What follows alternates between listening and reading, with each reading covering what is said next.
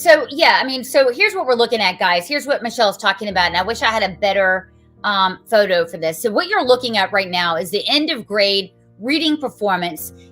This is on the North Carolina Department of Public Instruction website. And what they're doing is measuring it by two measures. So I've included them both. So you're looking at, in the red, it's 33.7% of third graders are reading literate, according to one test. And according to the other, 45.1. Doesn't matter. Two things are important. Number one, they're both below 50 freaking percent. And number two, they're demonstrably different year over year than the year before. Okay. So what we're talking about here is this, is what we do know, and it's been proven out time after time. Classroom instruction time matters. In China, classroom instruction time is about 32 hours a week. Now, is that excessive? I don't know.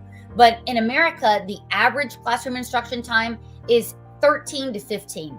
And with homework even less and less, that's not a lot of time. So you're looking at, instead of saying, hey, we're going to improve those learning gaps, what you're doing is these organizations, I'll put up in a minute, Michelle, because they're actually pariahs on the future of our children.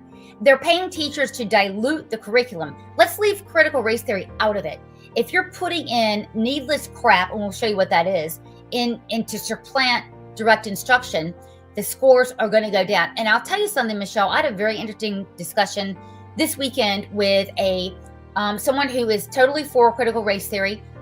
She's a civil rights leader, and we had a great conversation because I said, look, you've had, in my summation, two recent civil rights movements that have been hijacked from Black people. Number one was BLM, because they put in the LGBTQ stuff, etc. It's not a true civil rights movement. She goes, you know what? You're right.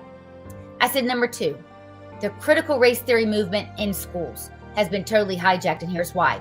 If the point is civil rights, if the point is to make sure that students of color are getting better test scores and equal with their white peers, what you're doing is you're having these indoctrination programs for white teachers to penalize and punish white teachers and students, but still that takes classroom instruction time away from. So at the end of the day, and let me tell you what she said, at the end of the day, this is not, again, a movement about Black and brown students. And she goes, you know what?